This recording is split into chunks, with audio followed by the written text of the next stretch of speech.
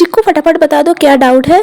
अनन्या, ये डिस्चार्ज और एक्यूटल में डिफरेंस क्या है, एक बार बोल दो ना। हाँ, अब आई गए हो तो इसका मीनिंग क्या है ये पहले समझ लेते हैं, ठीक है, उसके बाद इसका डिफरेंस समझेंगे। वो डिस्चार्ज क्या है, ये एक्यूज्ड को रिलीज करता है किसी केस से ट्रायल होने से पहले, ठीक है, जब कोर्ट को लगता है कि यहाँ पर कोई सफिशिएंट रीजन नहीं है, सफिशिएंट ग्राउंड नहीं है कि उसके अगेंस्ट में केस कार्रवाई चलाया जा सके, ठीक है। तो it's releasing the accused from the case without conducting a full trial when the court finds that there is no sufficient ground to proceed against that person. क्या होता है, ये एक डिक्लेरेशन है, फॉर्मल डिक्लेरेशन है जो कॉम्पिटेंट कोर्ट के द्वारा पास होता है, कि जो बोलता है कि accused is absolutely innocent for that offence, accused is not guilty, and उसके ऊपर जो भी चार्ज लगाया गया है वो सब कुछ रिमूव कर दिया जाएगा एक्यूटल में, ठीक है।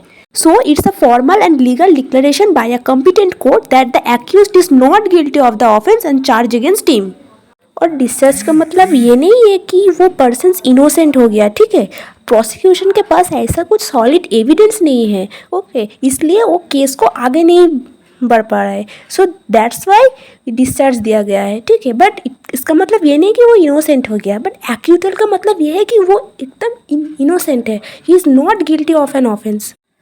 And once he acquitted, he is free from all the charges and cannot be tried again. अगर वो एक्यूट हो जाता है तो उसके ऊपर और कोई चार्ज नहीं रहेगा, सब कुछ रिमूव हो जाएगा, ठीक है।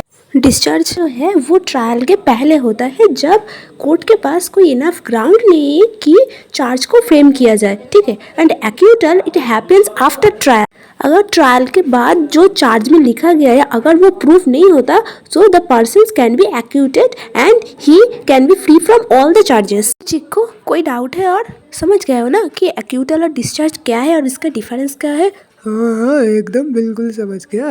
और दोस्तों, तुम लोगों को अगर पसंद है और समझ गए तो लाइक, शेयर और सब्सक्राइब कर दो।